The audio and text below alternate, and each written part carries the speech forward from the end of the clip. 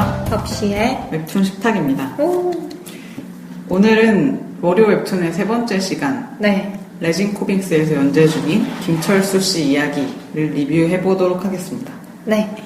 이 김철수 씨 이야기는 수사반장이라는 작가의 작품인데요. 앞으로 저희가 다음 시간에 다룰 것도 수사반장 작가의 작품이고, 이번 주랑 그 다음에 이어지는 리뷰는 수사반장 작가 특집에 가까운 그런 리뷰입니다. 사실상 이 작가가 공식적으로 내놓은 작품이 거의 이 두 작품밖에 없기 때문에 네, 그렇죠. 이 작가의 모든 작품을 다룬다고 보시면 되죠. 네. 작품에 대해서 간단한 정보를 준비를 해오셨나요? 네. 수사반장이 지금 현재는 레진에서 월요일에 연재하고 있기는 한데, 원래 예전엔 다음에서 연재를 하다가 이게 인기가 없어서 재계약을 못한 것 같더라고요. 시즌2인가 해서. 그거를 이제 레진 쪽에서 연재를 하게 돼서 연재를 지금 레진 쪽에서 하고 있고요. 그리고 이거 같은 경우에는 2013년 10월 21일부터 연재를 하고 있어요. 되게 기간이 좀 길죠, 연재 기간이. 그래서 현재는 169화까지 나와 있는 상태고요. 이거는 이제 2016년 6월 19일 기준으로 했을 때 그렇습니다. 근데 이 169화 중에 124화까지가 무료로 제공되는 거고, 나머지는 이제 일주일에 하나씩 풀리고, 만약에 미리 보려면 코인을 내고 보면 되는 그런 구조로 되어 있습니다. 간단한 내용은 앞으로 리뷰를 하면서는 자세하게 얘기하겠지만, 김철수 씨라는 인물의 인생 이야기인데, 이 인물이 70년쯤 태어난 걸로 짐작이 되는데요. 그때부터 이제 격동의 한국 현대사를 거쳐 나가면서 계속 인간에게 기대하고 실망하는 그런 반복을 거쳐서 인류 멸망을 계획한다 라는 정도의 이야기로 가고 있다, 이렇게 생각을 하시면 될 것 같아요. 근데 이게 다음에서 사실 왜 인기가 없었는지 잘 모르겠을 정도로 레진에서 초인기작이고, 그리고 내용 자체가 우울해서 인기가 없었다고 하더라도 사실 다음에는 더 우울한 작품들도 꽤 많이 있었고 한데, 중간에 심지어 텀블벅 같은 데서 후원을 받아서 진행을 했단 말이죠. 그래서 그 후원자 중에서 등장인물의 이름으로 나오는 사람들이 있단 말이에요. 그런 것들을 거쳐서까지 힘겹게 연재를 해온 작품인 게 사실 좀 믿기지가 않아요. 네, 그만큼 스토리도 괜찮고 이야기를 끌고 나가는 것도 괜찮고 이야기 자체도 좋고요. 저도 김철수 씨 이야기 레진에서 가장 흥미롭게 보고 있는 작품 중에 하나거든요. 근데 왜 다음에서는 인기가 없었는지는 사실은 잘 모르겠어요, 저도. 근데 시기를 잘못 맞았거나 아니면 또 기타 등등의 이유가 있을 수는 있겠죠. 첫 번째 차는 이 김철수 씨 이야기가 도대체 어떤 일을 겪고 살아왔기에, 그리고 이 흘러간 현대사 속에서 어떤 사건들을 경험했기에 인간을 그렇게 증오하고 인류라는 하나의 종족을 없애겠다는 원대한 계획을 만들게 되었는지, 그가 겪어온 불행들에 대한 이야기를 정리해보는 김철수 씨 연대기 시간입니다. 네, 간단 정보를 소개할 때 얘기를 했지만, 일단 김철수 씨 이야기는 아주 크게 보면 두 가지 부분으로 나뉠 수가 있는데요. 일단 이 사람이 인류 멸망 계획을 하기 이전에 왜 이 사람은 인류 멸망 계획을 세우게 되었는가 하는 과정이 있고, 그 이후에 이 사람이 계획을 세우고 그거를 실현하게 되는 과정, 이렇게 두 부분으로 나뉜다고 보시면 될 것 같아요. 그러니까 저희가 지금 얘기를 앞으로 하게 될 부분은 이 사람이 왜 이런 계획을 세우게 되었는가, 무슨 일들을 겪었기에 이런 얘기를 하려고 하는 거잖아요. 근데 크게는 4개로 나눌 수는 있을 것 같아요. 이 사람이 다른 사람과 감정적인 교류를 하고자 하지만 기대하고 실망하는 그 과정을 4번 반복을 하게 되잖아요. 중요한 사건이. 그거에 대해서 얘기를 좀 해보면 될 것 같습니다. 네. 사실 김철수 씨는 출생부터 불행했는데요. 미혼모라고 할 수 있죠. 그런 부모한테서 쓰레기가 막 이런 널려져 있는 뒷골목의 어느 한 구석진 곳에서 태어납니다. 그리고 거기에 버려져요. 그 상태에서 쓰레기장으로 수거가 됐단 말이죠. 얘가 있는 걸 모르고 쓰레기인 줄 알고 그냥 통째로 가서 쓰레기장에 파묻혀서 있다가 해해라고 김철수 씨가 부르는 어떤 여자에게 발견이 되어서 길러지게 됩니다. 그때까지만 해도 사실 김철수는 뭐 버려졌고 그 과정에서 어느 정도의 고독함을 알긴 했지만 나름대로 행복한 삶을 살고 있었거든요. 근데 이 여자가 고문을 당했던 트라우마가 있기 때문에 자신을 찾아온 경찰들을 보고 어쩔 수 없다는 말을 남기며 김철수 씨를 버리고 도망가게 되죠. 네, 이게 김철수 씨가 겪은 첫 번째 큰 불행. 김철수 씨가 어머니처럼 따랐던 어머니였죠, 사실상. 그쵸, 사실상의 어머니. 태어나서 버림받고 자기를 제일 처음 구해준 사람이잖아요. 제일 처음 구해주고 길러주고 같이 돌아다니고 생활하고 먹을 거 주고 사탕의 맛을 처음 알려준 노란 여자. 사탕. 네, 인데 처음은 사실 아니었지만 지각을 가진 상태에서 처음으로 가진 상실이었죠. 네. 사실은 그 낳아준 어머니에 대해서는 자각이나 이런 거가 없잖아요. 그냥 제일 처음에는 내가 버려진 상태구나 이것만 알고 있다는 식으로 나오기는 하는데 그 이후에 사람한테 뭔가 기대감을 품게 된 이후에는 첫 좌절이 아니었나 하는 생각이 듭니다. 그리고 나서 고아원에 맡겨지게 되는데 거기서 또 김철수 씨에게 다가온 어떤 사람이 있었죠. 나영이인데 이 아이랑 처음으로 친구라는 것이 생기게 됩니다. 김철수 씨에게. 그런데 그 김철수 씨를 나영이 씨가 배신을 하죠.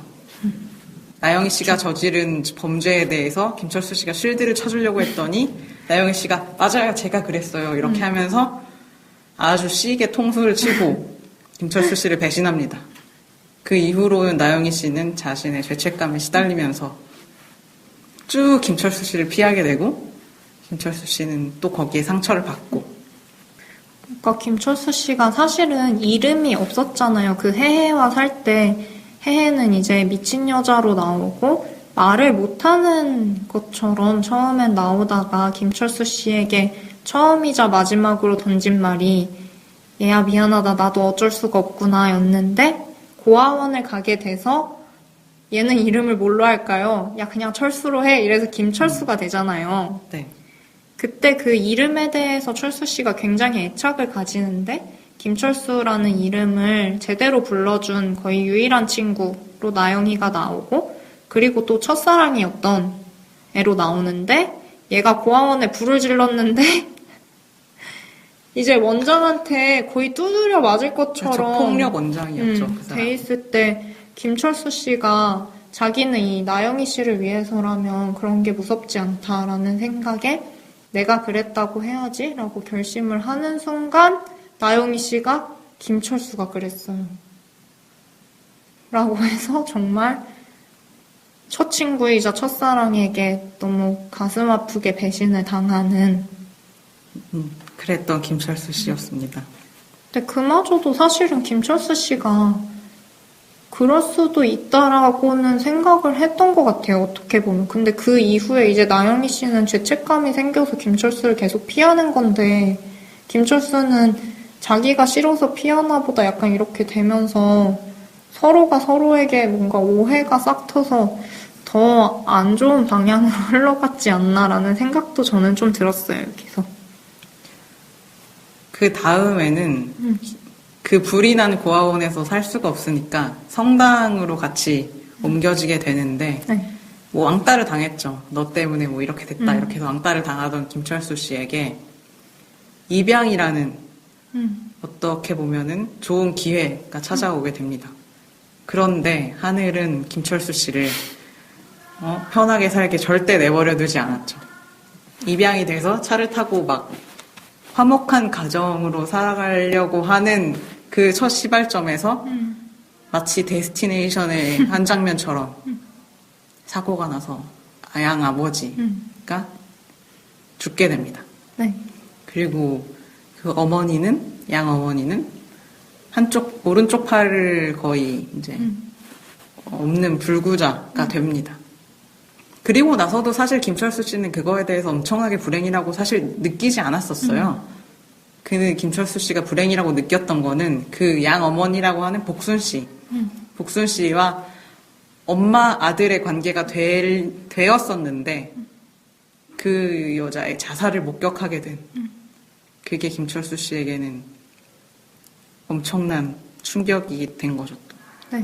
복순 씨는 이제 김철수 씨를 굉장히 꼭 안아주면서 다음에 만날 때 엄마라고 해주렴 막 이랬는데 사랑을 주었던 사람인데 그러니까 거의 해해 이후에 두 번째 엄마가 될 수 있었던 그리고 잠시나마 이제 철수 씨와 복순 씨에겐 그 순간이 있었잖아요. 그게 더 나쁘지 어떻게 보면. 그쵸. 그게 없었다면 차라리.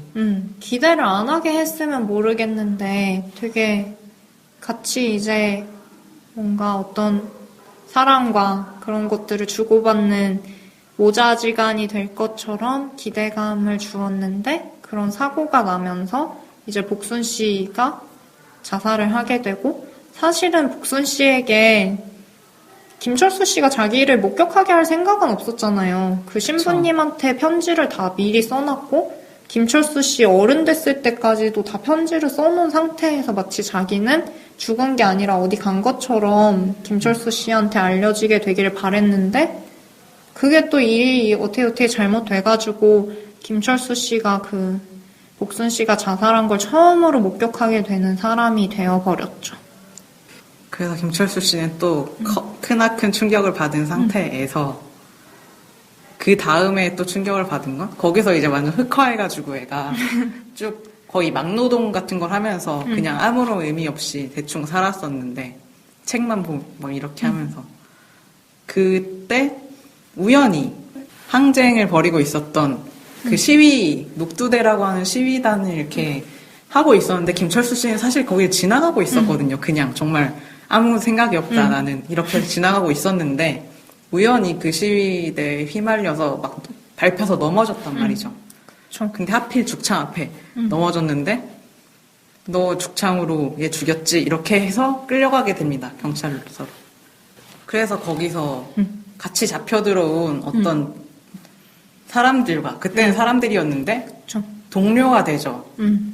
그때도 인간에 대한 기대를 김철수 씨가 안 했었는데 그 사람들이 하도 이렇게 문을 두드리니까 마음을 열고 같이 춤도 추고 이런 사이가 되었는데 그리고 몇 번 실망할 뻔한 것들을 그들이 항상 여기 있어 이렇게 해줬는데 맞아요.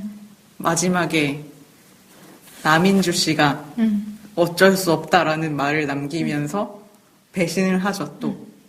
그렇죠. 그때 그 김철수 씨가 어쩔 수 없다라는 말에 슈퍼 흑화해서 모든 것들을 다 이건 다 인간 때문이다. 인간을 내가 다 없애버리겠다라고 결심을 하게 됩니다. 이거는 배경이 정말 너무 중요하게 작용을 하고 있는데 6월 항쟁 이후에 6.29 선언이라고 알려진 것이 있었잖아요. 직선제를 하겠다라고 선언을 했던 그 선언 날 이제 김철수 씨가 유치장에서 풀려 나오는 거로 되어 있는데 이때 이제 김철수 씨는 혼자 배신을 당해가지고 혼자 죄를 다 뒤집어 쓰게 됐고 이런 상태에서 6.29 선언이 있으면서 풀려나기는 풀려나게 됐는데 거리로 나오니까 정말 모든 사람들이 환호하는 한가운데에 자기만 불행한 채로 남아있게 되죠. 그래서 이 사람은 이제 왜 나만 빼고 다 행복한 거지? 행복에 이제 압사당하겠다. 약간 이런 식의 생각을 하면서 그래 이 모든 건 인간 때문이구나. 내가 너희들의 씨를 말리겠다. 이런 꿈을 꾸게 됩니다. 근데 정말 불쌍하기는 진짜 불쌍하거든요. 왜냐하면 그쵸. 우리도 물론 믿었던 사람에게서 상처를 받고 이런 건 뭐 누구나 한 번씩은 다 겪어보지만 이렇게 처절하게 모든 믿음에 대해서 내쳐지며 살아온 사람은 흔치 않을 테니까. 그리고 김철수 씨가 이렇게 말하면 웃길지도 모르겠는데 본성이 착하다고 해야 될까요? 사람을 믿을 때 굉장히 순박하게 믿음을 주잖아요. 그래서 더 배신감과 그런 것도 실망감을 더 크게 느끼는 것 같아요. 사실은 그 감방 동료들이 자기를 이제 자기한테 억울한 누명을 씌우고 그 동료들만 쏙 빠져나갔을 때조차도 김철수 씨에게 큰 미움이 있었던 건 아니잖아요. 그렇죠. 그래, 너무 힘들고 그러니까 그럴 수 있지. 괜찮아요. 당신들 그럴 수 있어요. 태도였는데 뭔가 말 한마디에 안도하는 그거에 그래, 당신들은 나한테 진짜 미안한 게 아니구나. 이러고 나를 또 잊어버리고 나는 그냥 이용만 당하는 거겠구나. 약간 이런 식의 깨달음을 갑자기 얻게 되면서 굉장히 흑화해버리죠. 좀 안타까운 게 나영희 씨와의 일화에서 김철수 씨가 총 맞아서 기억을 못하는 장면 있잖아요. 네. 그 김철수 씨가 총을 맞았다 그 일 때문에 정말 생판 모르는 사람들이 자기를 위해서 거리로 뛰쳐나가는, 그리고 나영희 씨가 자기를 위해서 막 엄청 눈물 흘리는 그거를 못 봐서 그렇게 흑화를 더 하게 되는데, 그런 것들을 보면 김철수 씨가 이렇게 비뚤어지고 이런 계획을 품는 거? 그거에 있어서 되게 너가 잘못됐다라고 할 수가 없는 게 누구 하나 탓할 사람이 없어서 더 그런 것 같아요.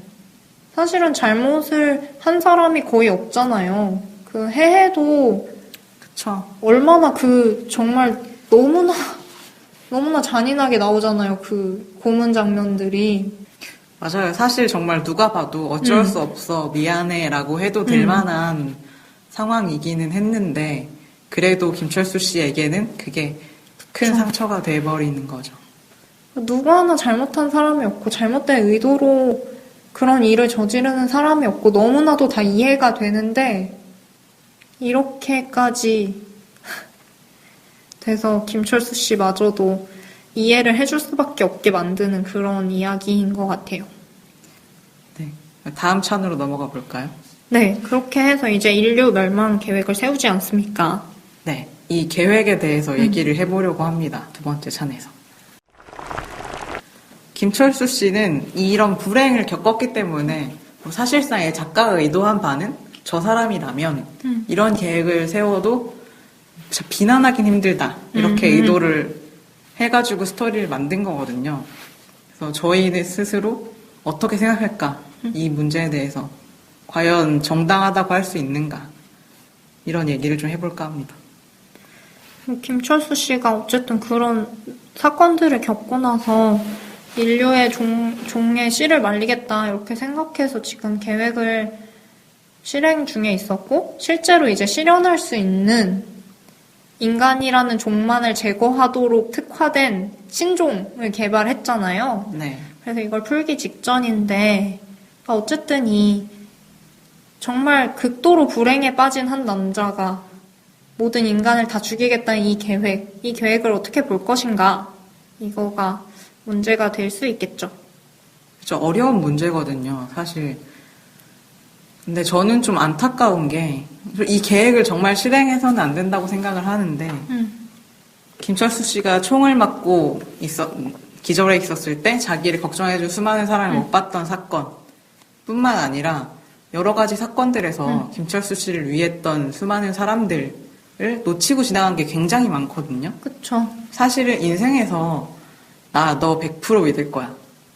절대로 아무것도 어떤 일이 있어도 나한테 믿음을 배신하면 안 돼. 이런 관계는 사실 있을 수가 없잖아요. 그거를 김철수 씨가 받아들일 수 있는 시간을 갖지 못했던 게 너무 아쉬운데 진짜 굉장히 많았거든요. 그를 위하는 신부님도 있었고 김 선생님도 있었고 쓰레기장에서 김밥을 준 아저씨도 김철수 씨를 매우 위했고 그리고 나중에 가서 나오는데 김철수 씨가 고등학교였나 중학교였나를 다닐 때 그 담임 학교 선생님도 김철수 씨의 가능성에 대해서 봐줬고 그거를 키워주고 싶어 했고 물론 괴롭힌 사람들도 진짜 많았지만 그만큼 김철수 씨라는 사람을 아껴준 그 시장에서 김 장사하는 아줌마도 김철수 씨를 아껴줬고 항상 김철수 씨 집 앞에 반찬을 갖다 주는 사람들도 있었고 그런 따스한 손길들 물론 앞으로 죽을 때까지 반찬 갖다 놔줘야 돼? 이런 건 이뤄질 수가 없지만 김철수 씨가 너무 그런 것들을 바란 거 아닌가? 자기 삶에 소소한 행복을 줄 수 있는 것들을 너무 많이 놓치고 지나간 게 아닌가? 이런 생각이 들어요. 그쵸. 김철수 씨의 계획을 볼 때 일단 생각을 해봐야 될 게 이 사람이 나는 인간을 모두 죽여버리겠어 라는 결심을 하는 그 시점 있잖아요. 거기로 돌아가 보면 이 사람이 그럼 왜 그런 생각을 하냐 이러면은 나만 불행한 것 같고 이 세상의 모든 사람이 지금 행복한 기운이 넘쳐있어. 이게 일단 문제가 되는 지점이잖아요. 이걸 가지고 이런 어마어마한 계획을 한다. 보통 사람들은 이런 생각을 해도 실현할 능력이 없지만 네. 이런 생각은 하는 사람들이 어마어마하게 많을 거라고 저는 생각을 하거든요. 그쵸. 상처를 받을 수 있는 사람들. 그쵸.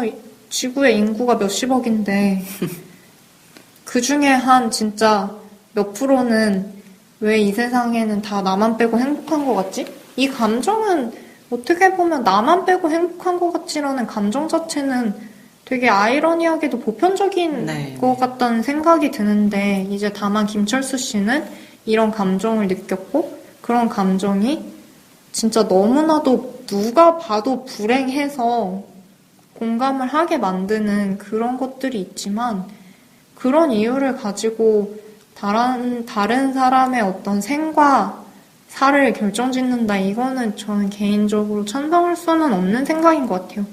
그리고 실제 누가 찬성을 하겠어요, 이거를. 김철수 씨도 되게 모순적인 게 자기도 자기의 모순을 알고 있지만 자기 집 가는 길에 버려진 애기 보고 너도 나처럼 살게 될 거야. 너도 나처럼 엄청 불행할 거고 막 누구도 원하지 않는 탄생 뭐 그런 인생을 살게 될 거야 라고 하면서도 못 죽이잖아요. 네. 인류 멸망 계획을 하고 있는 사람이 어린애는 못 죽인단 말이야. 그러면서 모순적이라고 지도 생각하면서 괜히 그런 계획 전에 위험 요소를 만들면 안 된다 이런 식으로 합리화하고 넘어가잖아요. 그러니까 분명히 본인 스스로도 본인 계획이 문제가 있다라는 거는 인식을 하고 있는 게 아닌가라는 생각이 들어요. 문제가 있다 이것보다도 김철수 씨는 인간을 지독히도 사랑하는 존재인 것 같아요. 그쵸. 그래서 그거에 대해서 정말 작은 일에도 엄청난 상처를 받고 물론 작은 일이 아니었지만 그 정도보다 더 큰 상처를 사실 보면은 회사 다니다 보면은 정말 내 편인 것처럼 해주던 사람이 자기 이익을 위해서 내 통수를 그냥 팍 때리고 갈 때가 있거든요. 그쵸. 그렇다고 해서 인간이 잘못했어. 나는 정말 이제 인간을 믿지 않을 거야. 이건 아니고 사실 원래 그 사람은 그렇게까지 믿을 필요가 없었던 인간인 거죠. 그거를 인간의 본질을 김철수 씨는 본인이 그런 사람이기 때문에 모두가 인류를 그만큼 사랑할 거고 서로 그만큼 신의를 지킬 거고 이렇게 착각을 한 것 같아요. 그거 김철수 씨의 순수성이고 아름다운 점이지만 다른 사람이 그렇지 않다는 것을 비난할 것까지는 없다는 거를 모르는 그건 불찰인 거 아닌가. 네, 유년 시절이 너무도 불행했던 김철수 씨라서 이렇게 뭔가 악당이 되는 게 어떻게 한편으로 보면은 마음이 좀 안 된 한편으로는 이해를 해줄 수 있는 여지도 있겠지만 그래도 어쨌든 간에 너무나도 이제 사랑받고 싶어 하는 사람인 것 같아요. 그러니까 주변 사람들이랑 뭔가 교류를 맺고 싶어 하지만 그게 잘 안 되니까 외톨이를 자처하는? 외톨이가 너무도 되고 싶지 않은 외톨이? 그게 이제 문제의 시작점이겠죠? 그러니까 이제 외톨이가 너무 되고 싶지 않기 때문에 더 이상 사람을 건드리기조차를 포기한 또 버림받을까봐 또 상처받을까봐 그쵸. 인간은 저래 됐어 인간은 싫어 이렇게 돼버린 17살에 그렇게 된 거니까 김철수 씨가 아무리 많은 생각을 했고 똑똑하다 해도 어린 나이인데 그거를 누군가가 도와줬다면 그 김철수 씨만의 세계를 누군가가 깨줬다면 그렇게 크지 않았을 것 같거든요. 그럴 기회는 있었는데 총 맞아서 인식을 못했잖아, 자기가. 그거 말고도 김철수 씨한테 신부님도 계속 철수야 이런 거래라 이런 거래라 어째라 저째라 이렇게 신경을 많이 써줬고 학교 선생님도 있었고 정말 주변에 많은 친절한 인물들이 있었잖아요. 김철수 씨를 졸졸 쫓아다니는 여자애도 있었고. 그리고 그 계획을 세우고 하는 순간에도 얘가 그 구디제약이라는 데서 일을 하잖아요. 그때 어떤 팀 동료들도 그렇고 그 감방에서 배신했던 사람이 나중에는 자기 죄를 뉘우치고 어떻게 보면 도와주는 그런 것들도 그렇고 그렇기는 한데 이제 본인 자체가 너무 안 좋은 경험을 많이 했다 보니까 그런 방식으로 생각을 못하게 돼버린 캐릭터가 돼버려서 좀 마음이 안타깝기는 해요. 저는 개인적으로 김철수 씨가 겪은 이런 사건들이 너무 가슴이 아프고 굉장히 저로서는 짐작할 수도 없을 만한 감정적인 충격, 신체적인 충격, 물리적인 충격 다 포함해서 그런 경험들을 김철수 씨가 했지만 그럼에도 불구하고 본인이 잠깐씩 행복했다고 느꼈던 순간들 있잖아요. 네. 그게 나중에 어떤 식으로 배신을 당하고 어떤 식으로 깨어졌다고 해도 그때 그 철수 씨가 느꼈던 행복감이나 어떤 다른 사람들과의 그런 교류, 뭐 나영희 씨와 있었던 일들 그런 게 없어지는 게 아닌데 그런 걸 좀 생각을 할 수 있었으면 좋지 않을까 싶어요. 근데 그 순간들이 김철수 씨한테 너무 소중했으니까 그게 깨진 게 또 한편으로는 너무 마음 아픈 거였겠죠. 5부까지 그랬는데 6부를 제가 결제를 하고 앞부분을 좀 봤거든요. 김철수 씨가 막 불행한 꿈을 꿔요. 그 계획이 막 정말 미친 계획이 되는 꿈을 꾸고 헉 이런 다음에 그 자기 버릇대로 혼자서 막 걸어간단 말이죠. 혼자 걸어가서 자기 친엄마 생모를 만나고 그 자기가 죽이려고 했던 아이를 찾아가요. 거기에 답이 있을 거다. 내가 지금 막 이 계획이 맞는 건지 아닌지 막 헷갈리기 시작하니까 애를 찾아갔는데 넌 불행할 거야 이러면서 찾아갔어요. 거기서 걔가 불행한 걸 보고 그래 이 세상은 역시 다 죽여버려야 돼 이렇게 하려고 갔는데 이 애가 너무나 행복하고 화목하게 살고 있는 그리고 이런 식으로 자기 추억의 발자취들을 쫓아서 이렇게 가는 과정이 있거든요, 지금. 김철수 씨는 사실 그 계획을 실행하기에는 너무나도 착한 사람이죠. 사실. 착하고 순수한 사람이어서 실상 그 계획을 실현할 수가 있을 만한 캐릭터는 아닌 것 같아요. 현재까지로 봐도. 그 앞서 말했던 4가지 사건 말고 이 4가지 사건에 더해서 최소한 10번 정도는 더 경험해야 이 사람이 그때서야 진짜 악당이 될 것 같지 지금만으로는 너무도 착한 사람이고 너무도 괜찮은 사람이어서 그 계획을 실현할 수 있을까? 너무도 정이 많아 아직도. 근데 보면은 마지막에 신종이 퍼지기 전 몇 시간 전 막 이렇게 나오잖아요. 그리고 이 이야기가 처음부터 이것은 인류의 큰 불행의 시작이었다라고 마치 이미 뿌려진 것처럼 신종은 100% 나오는 것처럼 막 진행이 되고 있으니까 진짜 되나? 이걸 보다 보면 아닐 수도 있을 것 같은데 진짜 이렇게 되나? 이렇게 생각하면서 보게 되는. 어쨌든 뭔가 김철수 씨의 어떤 계획에 대해서는 보고 생각을 할 만한 것들은 많은 것 같아요. 그냥 사람에 대해서도 생각을 많이 해보게 되는 것 같고 그런 어떤 요새 또 외로운 늑대라는 것도 굉장히 사회 이슈화가 되었잖아요. 최근에 그 미국에서 있었던 일들도 그렇고. 그게 뭐죠? 외로운 늑대? 혼자 하는 테러? 그러니까 뭐 혼자 막 총 쏘고 그 미국에서도 그 게이 나이트 클럽 가서 하고 노르웨이인가 걔도 막 그랬었잖아. 그런 자생적 테러? 그런 그 옛날에 우리 조승이라고 버지니아에서 총기 난사했던 그 한인 있잖아요.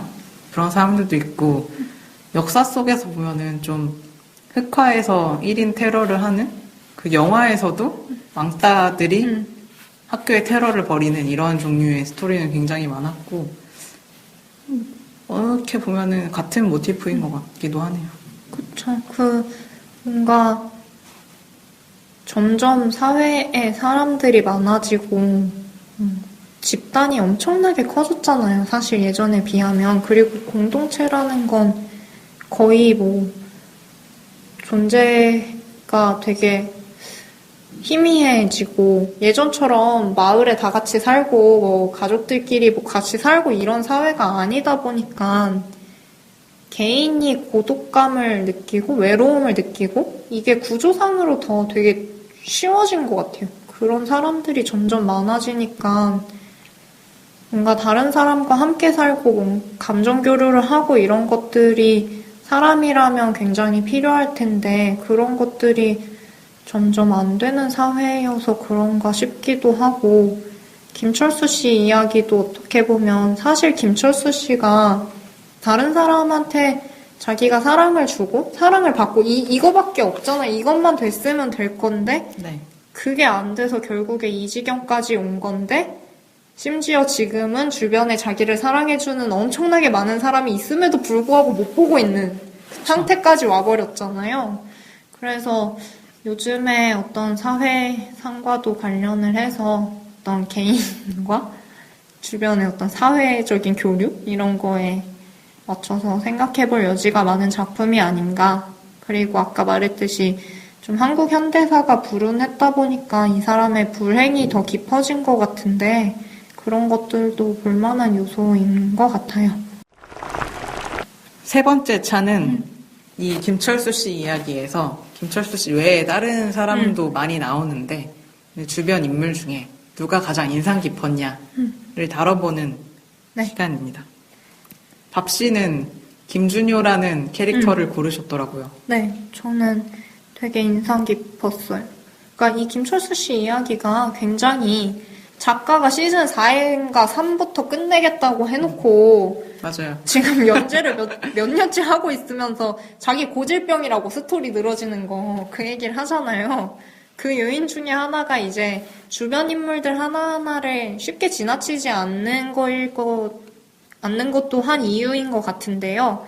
그 김준효라는 캐릭터는 김철수 씨 이야기가 그 광주에서 총을 맞았을 때 그 총을 쏜 인물로 나오거든요. 그러니까 광주 에서 시위 진압을 했던 경찰로 나오고 그 이후에 백골단에서도 활동을 했던 그런 사람으로 나오는데 이 사람도 굉장히 불운한 어린 시절 아버지한테 학대받고 막 고아원에 들어가고 막 이래가지고 거기서 반공사상을 막 그쵸. 주입받아가지고 나는 공산당이 싫어요, 뭐 빨갱이가 싫어요 이런 류의 우리 아버지가 빨갱이여서 내가 나를 괴롭혔다 이렇게 사고방식이 생겼잖아요. 그러니까 저건 인간이 아니다. 빨갱이는 인간이 아닌 다른 무엇이다 이렇게 인식하게 되죠.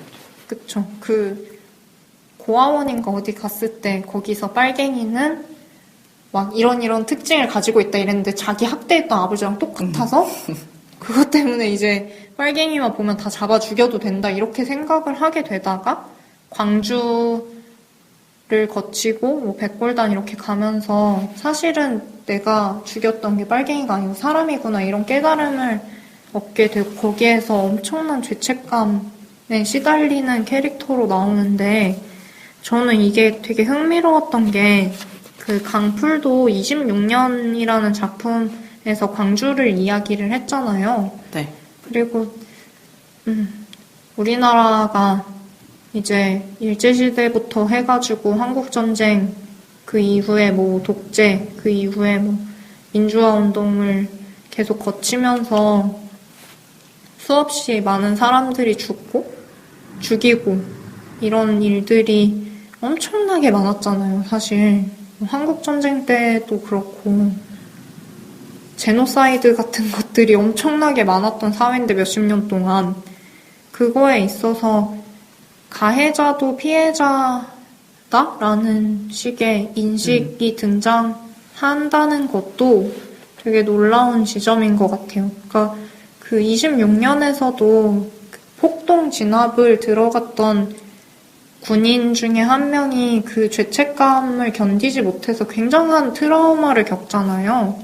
김준효 씨도 비슷한 경우고 26년에서도 제기했던 문제인 것 같기는 하지만 우리 사회에서 이 가해자와 피해자 사이에 용서와 화해 이런 것들이 이뤄져야 될 필요가 있는데 분명히 과연 그게 어떤 방식으로 어떻게 이뤄질 수 있는가 그거를 생각해 볼 만한 지점인 것 같아요. 근데 사실상 그런 직접적인 가해를 했던 군인들이나 경찰들은 엄청난 트라우마에 시달리고 죄책감에 시달리고 용서받고 싶어 하는데 정작 중요한 이제 뭐 정부 차원이라든지 요즘도 그냥 잘 살고 계시는 그분은 전혀 뭐 딱히 뭐 반성의 기미나 뭐 그런 걸 느낄 수가 없지 않습니까? 그리고 그런 게 있어도 말 안 할걸요? 저는 그것도 좀 화가 나는 것 같은데 어쨌든 뭔가 이 김준효 씨 이야기를 보면서 용서는 어떻게 할 수 있으며 해야지 맞는 것인가 이런 생각이 들더라고요. 그 26년에서도 보면 피해자들이 우리도 너무나 용서를 하고 싶지만 용서를 구해야지 용서를 하는 거지 라는 식의 얘기를 막 하는데 그것도 그렇고 막 밀양에서도 보면은 그 전도연이 이제 뭔가 신을 만나서 마음의 안정을 찾고 그 유괴범 만나러 가잖아요. 근데 그 유괴범이 전혀 뭐 자기 잘못을 뉘우치기는 하는데 이제 자기도 신한테 구원받았다, 신으로부터 용서받았다 이렇게 해서 전도연이 빡치지 않습니까? 네. 누가 누굴 용서한단 말인가 이렇게 빡치는데 그래서 신한테 진짜 엄청 열받아 하잖아요. 그런 것들을 보면서 이 김준효 씨 이야기 보면서 그런 생각이 들더라고요. 용서라는 문제에 대해서 뭔가 생각을 많이 하게 한 이야기여서 되게 인상 깊었어요. 저는 사실 용서하고 싶지 않아요. 왜냐면 사실 김준효 씨 같은 경우에는 거의 그냥 미쳐서 안 죽여도 되는 상황에도 그냥 죽여버렸고 이랬던 사람이잖아요. 저 인식 자체가 빨갱이들은 사람이 아니다 이게 완전히 전제가 돼 있던 거니까 일말의 죄책감을 느끼지 못했던 사람이었죠. 저는 그런 거를 저지른 사람이 진심으로 뉘우친다고 해서 그 일이 없었던 일이 되는 건 아니기 때문에 그렇죠. 용서받을 수 없다고 생각해요. 그건 씻을 수 없는 죄고 신에게서 구원받았다. 이거는 그냥 말도 안 되는 자기 합리화. 그냥 자기 정신으로만 죄책감을 신에게 의지해서 그냥 도피해버린 그거지. 그거는 절대 용서받은 거라고 저는 생각하지 않고. 저는 잘 모르겠어요. 어쨌든 제가 용서할 수 있는 주체가 아니기 때문에 제가 뭐 어떤 입장에 있는 게 아니니까 얘기를 할 수가 없는데 근데 어떻게 봐야 될지는 사실 잘 모르겠어요. 그러니까 김준효 씨 같은 경우에는 지금 너무도 극심한 죄책감과 그런 것들에 대해서 나는 내가 용서를 받든 못 받든 이 사람들에게 사과를 해야 된다 이런 생각을 강하게 하고 있잖아요. 근데 네. 이제 나는 내 죄값은 다 치르고 법에서 정한 죄값은 다 치르고 사과를 하러 가야 된다 이러면서 무슨 위안 말긴가 이런데 막 꾸역꾸역 살아가고 있지 않습니까? 그런 것들을 보면서 참 어떻게 보면 그 사람도 지금 뭐 합리화를 해주자면은 본인 자체도 뭐 일종의 피해자인데 그것도 좀 되게 안타깝더라고요. 그럼 밥시 되게 이중적인 거 아니에요? 후레자식에서 선우진을 엄청 깠잖아요.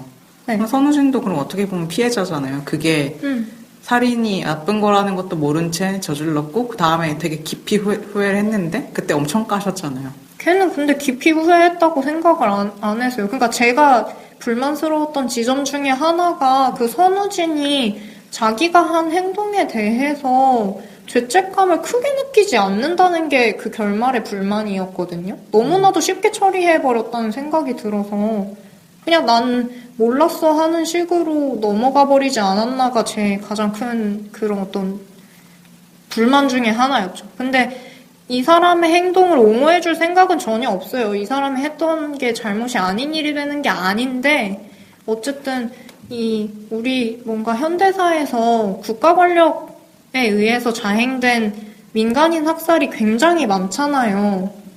그때 어떤 그런 가해자와 피해자 관계나 이런 거에 있어서 용서와 화해? 이런 것들이 또 필요할 것 같고, 어떻게 보면 상처를 안고만 계속 갈 수는 없는 일이잖아요. 그런 생각이 들어서 만약에 용서와 화해가 필요하다면 그게 어떤 방식으로 이루어져야 되나라는 거가 좀 생각을 해볼 만한 것 같다라는 생각이 들었죠. 아무튼 그렇습니다. 그냥 김철수 씨 이야기 말고도 이렇게 좀 격가지로 진행되는 이야기들이 생각할 거리가 많은 이야기들이 많이 있는 것 같아요, 또. 저 같은 경우에는 그 대로라는 반장이 있어요. 그 사람이 되게 흥미로운 인물이라고 생각해보면 걔가 모든 문제의 원인이야. 그 사람만 없었어도 사실은 이 지경까지는 안 왔어, 솔직히 말해서. 걔의 잘못된 판단 하나로 인해가지고 이 지경까지 온 거지. 근데 그게 이제 뭐 잘못된 판단이라면 잘못된 판단이고, 그 결과만 정확한 판단이라면 정확한 판단인데, 그 사람이 무당집의 아들이잖아요. 그래서 이 어떤 사람의 뒷모습을 보면은 후광 같은 게 나와서 이 사람이 어떤 종류의 인간이구나 하는 거를 거의 뭐 신들린 듯이 맞추는 그런 사람인데, 김철수 씨가 사실 그 모든 외로움과 그런 어둠을 갖고 있는 사람이기 때문에 나 이런 사람은 처음 봤다. 이렇게 느끼는 그런 그런 인물이잖아요. 그게 되게 흥미로운 거예요. 어떤 사람을 보면은 이게 보인다. 그리고 되게 좀 이걸 처음 볼 때 되게 충격받았던 장면이 그 고문 기술자가 이분의 삼촌이잖아요. 맞아요. 이 삼촌이 황금빛으로 뒤가 빛나고 있어서 아, 저 사람은 사실 황금빛이라는 거는 우리가 되게 좋은 걸로 보고 있는데 뭘까? 저런 사람 한 명도 못 봤는데 저런 빛을 내는 사람은 되게 좋은 걸 거야. 우리 삼촌 좋은 사람 이렇게 생각을 했는데 사실 알고 보니까 그게 살인을 한 사람의 후광이라는 걸 알게 되고 충격을 받고 뭐 이런 것들이 제가 못 본 건지 모르겠는데 저는 되게 처음 본 캐릭터거든요. 되게 흥미로웠고 그리고 이 사람이 김철수 씨가 어쩔 수 없다라는 말을 남인주 씨한테 듣기 전에는 괜찮았는데 갑자기 그 말을 듣자마자 막 어두운 그 후광이 막 촥 이런 거 보고 아, 이 새끼는 인간을 다 멸종시킬 이 세계를 멸망시킬 애다 이걸 한눈에 알아보고 김철수 씨를 죽이려는 시도를 계속 하잖아요. 그래가지고 그 유료분에 보면은 김철수 씨를 실제로 죽이러 갈 준비를 해요. 그 사람 지금 무료로 제공되는 거에서도 죽이러 가려고 칼 다 깎아는 상태까지는 제공이 됐던 그래요? 것 같아요. 네. 그래서 막 그 사람도 점점 미쳐버리는 거죠. 맞죠. 처음에는 정상적인 거였어요. 사실 따지고 보면은 그런 사람을 막아야 한다는 거는 뭐 총을 쏴서 죽일 것까지는 없지만 막아야 한다는 건 자명한 거였고 걔는 감옥에 가두자였거든요. 근데 그게 말이 안 되니까 걔를 가둘 이유가 전혀 없으니까 풀려났는데 그거를 막 죽이려고 시도를 하다 보니 자기가 갇혔단 말이죠. 그쵸. 그래서 거기서 미쳐버리죠. 저걸 잡아야 되는데 이러고 출소를 해서 자기가 신이라는 착각을 하며 칼을 막 이상한 막 종교적인 의미가 담겨 있는 것 같은 칼을 막 만들어가지고 마법진 같은 거 여기다가 깔아놓고 이렇게 미쳐버리는데 그래서 김철수 씨 그 성당에 찾아가요. 그 자기 발자취를 쫓아간다 했잖아요. 거기 성당에다 전화를 해가지고 김철수를 자기가 찾아가겠다. 그러니까 그 마치 추격자의 슈퍼 아줌마처럼 예, 김철수 씨 어디 있는지 알려주겠다. 주소를 알려주겠다. 이렇게 한 거죠. 그래서 누구시라고 알려드릴까요? 이러니까 걔가 이름은 세주입니다. 근데 뭐 구세주 이렇게 되는 미쳐버리는 인물로 나와요. 되게 흥미롭더라고요. 이 사람이 뭐 생각할 거리 이런 거보다도 이렇게 흥미로운 캐릭터가 있구나. 이런 생각을 많이 했습니다.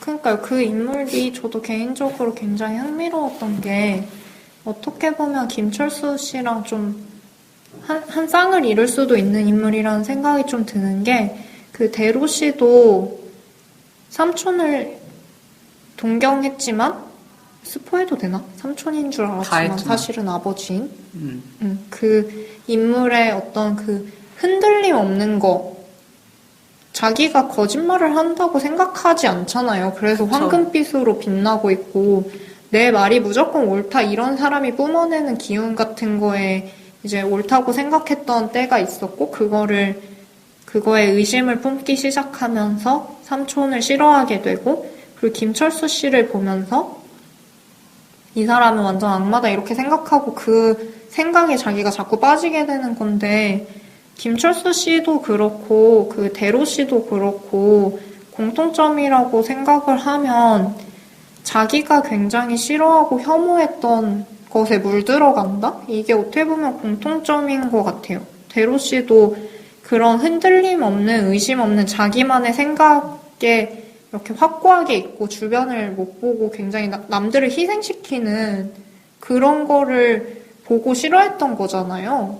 그쵸. 근데 자기 아버지를 죽이면서도 뭔가 자기도 그런 사람이 돼서 그거에 빠져가지고 확고부동한 믿음. 김철수는 악마고 인류를 죽일 거다. 이거에 갇혀버려가지고 지금 자기가 그렇게도 싫어했던 사람이랑 너무 똑같아 있지 않나. 지금 현재 상태는. 그런 생각이 좀 들었어요. 김철수 씨도 그 인류 멸망 계획 세우고 혼자 키키키키 거리면서 막 어쩔 수 없는 희생이야 막 이러면서 너무 싫어하잖아요. 아유 막 싫어한다기보다 되게 막 내가 이런 말을 하다니 막 이런 느낌이었잖아요.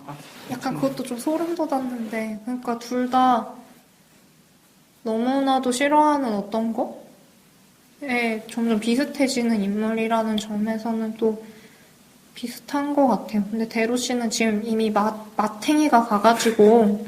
근데 사실 되게 모순적인 게 뭐냐면은 김철수 씨는 우리가 되게 그 인물에게 감화되고 이해해주는 인물이지만 사실은 예비 범죄자란 말이죠. 근데 대로 씨는 우리가 좀 마탱이 간 놈 이렇게 생각을 하지만 사실은 진짜 큰 악을 막으려고 하는 어쩌면 이 계획에선 진짜 인류의 구세주인 사람이란 말이죠. 그래서 그런 지점도 재밌는 것 같아요. 그렇죠. 그냥 볼 때 그런 감정이 드는 게 아까도 말했지만 김철수 씨 이야기가 자기가 너무나도 불행해서 그런 생각을 하게 됐고 지금 실행에 옮기고 있지만 실제 실행할 만큼의 인물은 아니다. 그러니까 할 만큼이라고 하면 좀 이상한 표현이긴 한데 그러한 계획을 실제로 실현할 인물은 아니다. 이거를 독자들은 믿고 있는 거고 대로 씨는 그걸 믿지 않는 거잖아요. 그게 가장 결정적인 차이가 아닌가라는 생각이 들어요. 대로 씨가 봤을 때는 분명히 실현할 사람이었기 때문에 그 판단이 100% 정확하잖아요.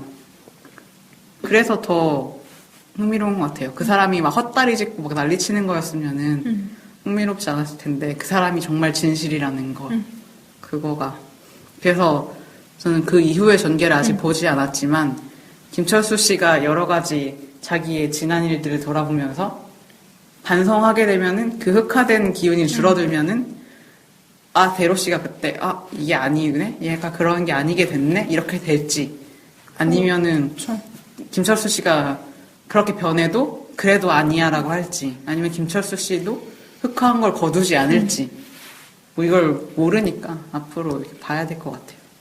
그러니까 김철수 씨가 어떻게 될지 앞으로 진행이 어떻게 될지는 잘 모르겠지만 저는 개인적으로는 김철수 씨 이야기에서 김철수 씨를 봤을 때 이 사람은 너무도 마음이 약하고 그 노숙인이랑 살 때도 뭐 계획을 계속 세우고는 있지만 사실 그 사람들한테 정말 쩔쩔 막 매잖아요. 그런 사람이 어떻게 그런 계획을 할 수 있을까 싶기는 하거든요. 지금으로 봐서는 저는 개인적으로. 근데 그 대로 씨는 지금 너무 자기 아버지 그 황금빛 나는 그 삼촌 죽였을 때 이미 어머니, 자기 할아버지의 동생, 키워준 어머니, 무당 어머니가 얘기하는 걸 전혀 안 듣고 있잖아요. 앞뒤를 전혀 안 보잖아. 그래서 얘가 정신 차릴 일이 없을 것 같아. 근데 김철수 씨 그 노숙자한테도 버림받아요. 네, 노숙자들한테도 버림받죠. 저는 분명히 작가가 그걸 진짜 실현할 것으로 묘사를 했다고 봐요. 그거를 계속 근데 김철수는 그 당시에 분명히 그걸 실현할 의지가 100% 만땅한 것 같아요. 저 실현을 지금 현재 상태로는 그런데 그게 어떤 계기에 의해서 변할 수는 있다고 생각을 하거든요. 그러니까 가장 처음 장면이 가방을 들고 그 쓰레기장 더미를 보는 걸로 장면이 시작을 하잖아요. 네. 일단 그 장면에선 계획이 실현이 안 된 거니까 자기 자신이 살아있으니까 지금. 그러니까 어떻게 될지는 아직은 저도 잘 모르겠어요. 사실 그냥 뭐 어떻게 보면 김철수 씨가 그럴 사람이 아니다라고 믿음을 가지고 있는 거일 수도 있기는 한데 지금까지 보여준 면면을 봤을 때 이 사람은 인간에 대한 정을 끊을 사람은 아니다 이런 생각이 든다는 거죠. 근데 나는 이 대로 씨가 좀 불안한 게 그런 어떤 여지를 제공할 것만 같아. 김철수 씨에게. 저는 그럴 것 같아요. 그러니까 김철수 씨가 그 계획을 거둘 수 있을 뻔한 또 한 번의 기회가 됐을 때 찾아오거든요. 그러니까 그때 얘가 뭘 할 것 같아서 좀 난 개인적으로 좀 불안하더라고. 그 부분이 되게 길어요. 그러니까 제가 그 이야기가 너무 길어질 것 같아서 못 보고 왔는데 그때 분명히 또 김철수 씨가 세상에 빡치게 할 만한 일이 또 생길 수도 있다.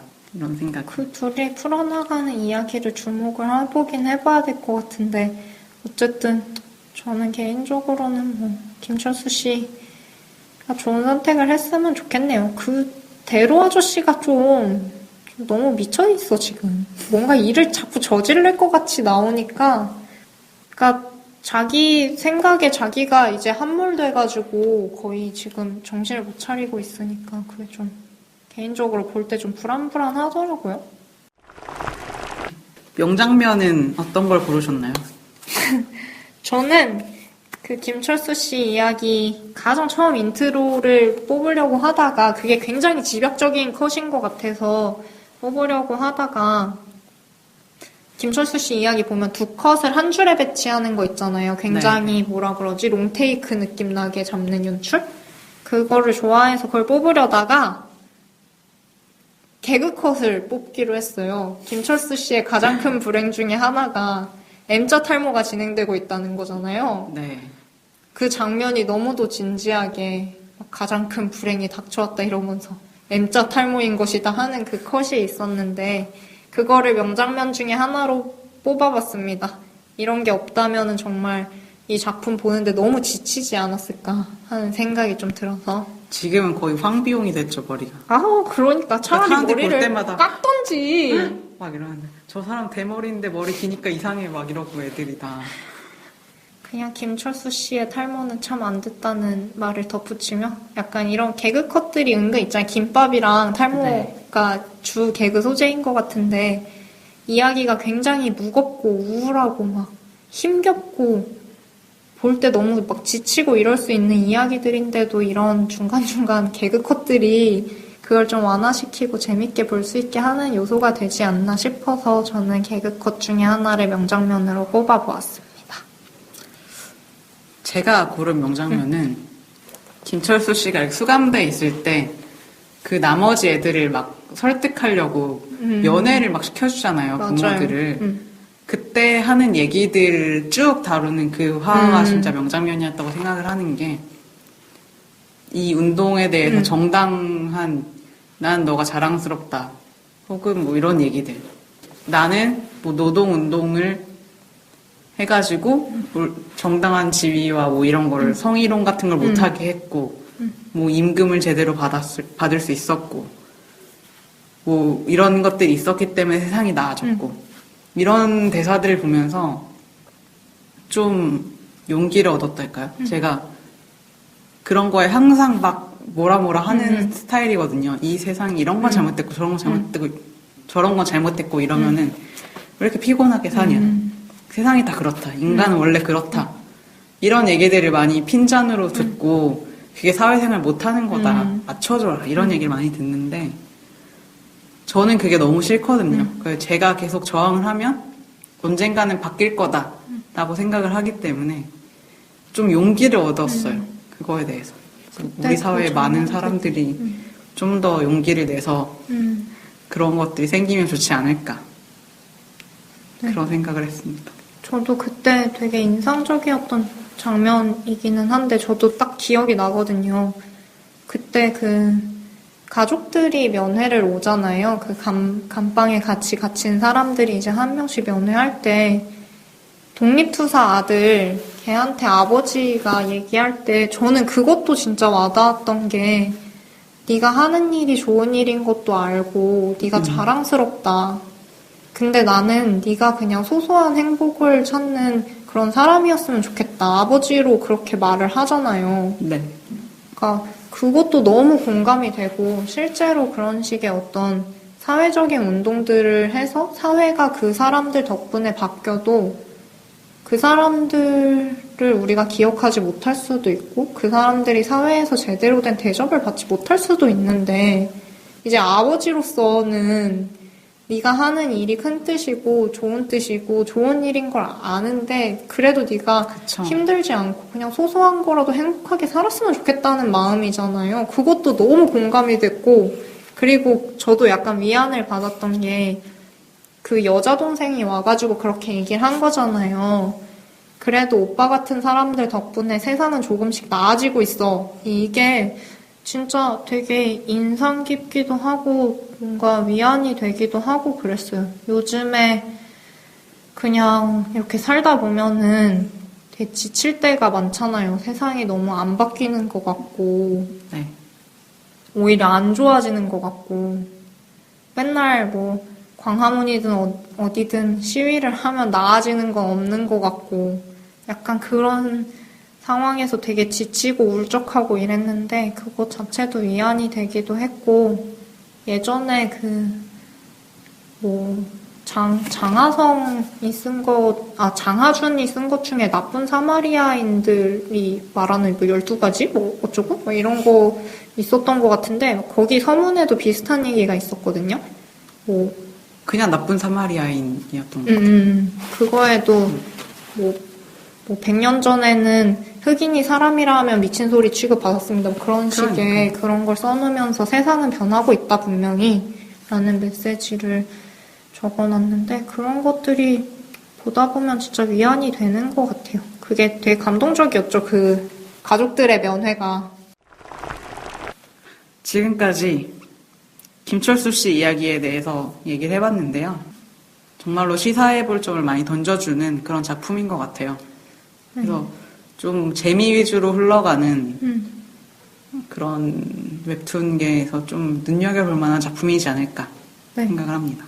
그리고 한국의 어떤 사회 상황과도 계속 연관이 되면서 이야기가 진행된 거니까 사실 요즘에 저희가 뭔가 현대사에 대해서 공부를 할 일이 거의 없잖아요. 고등학생들도 그렇고 중학생들도 그렇고 국사를 안 배우는 세대도 있을 거고 배워도 사실은 열심히 안 보고요. 그나마 현대사는 더 안 다루고 하니까 이런 것들을 보면서 좀 현대사에 대해서도 생각을 좀 해보고 지금 산다는 거에 대해서도 생각을 해볼 수 있는 기회가 되면 좋겠어요. 저는 개인적으로 이걸 보면서 뭔가 고맙다는 생각도 꽤 많이 했거든요. 그러니까 예전에는 진짜 고문받고 여기도 87년 민주화 항쟁 그거 나올 때 박종철 고문치사 그거가 배경이 나오잖아요. 네, 그거 되게 자세히 써주죠. 그런 역사적 배경을. A라는 사람이 죽었을 때 할 때 그 A라는 사람이 딱 나오고 막 그러잖아요. 그런 거 보면서 그런 사람들 생각을 하면 이 시대에는 진짜 남자가 머리 길면 잡혀가는 시대. 여자가 짧은 치마 그렇잖아요. 그러니까 여자가 짧은 치마 입으면 잡혀가는 시대. 무슨 노래가 행복의 나라로 갑시다라는 노래가 그렇다면 지금 우리는 행복의 나라가 아니라는 얘기냐라는 이유로 금지곡이 되는 시대를 지나서 지금 우리는 최소한 하고 싶은 말이 있으면은 하는 시대였었잖아요. 요즘은 좀 아닌 것도 같은 느낌이라서 요즘은 좀 말 조심해야 되는 시대가 된 것 같기도 해서 슬픈데 그래도 그런 시기를 거치면서 이 정도까지 온 게 아닌가 싶어서 그쵸. 되게 뭔가 감사해야 되는 것들이 많은 것 같다. 내가 누리고 사는 것들이 당연한 게 아니구나 이런 생각을 많이 하게 된 작품이라서 많이들 보시면 좋을 것 같아요. 네, 추천하는 작품입니다. 다음 주에는 게스트 아오님하고 함께하는 왜 아오인지는 다음 주에 알려드릴 거고요. 줄리언 바지니라는 작가가 쓴 빅퀘스천이라는 인생의 의미에 대한 책을 다루는 깍두기로 돌아오도록 하겠습니다. 네. 심오한 방송이 될 것 같네요. 그러게요. 이번 주 웹툰 식탁 들어주셔서 감사하고요. 다음 주에 뵙겠습니다. 감사합니다.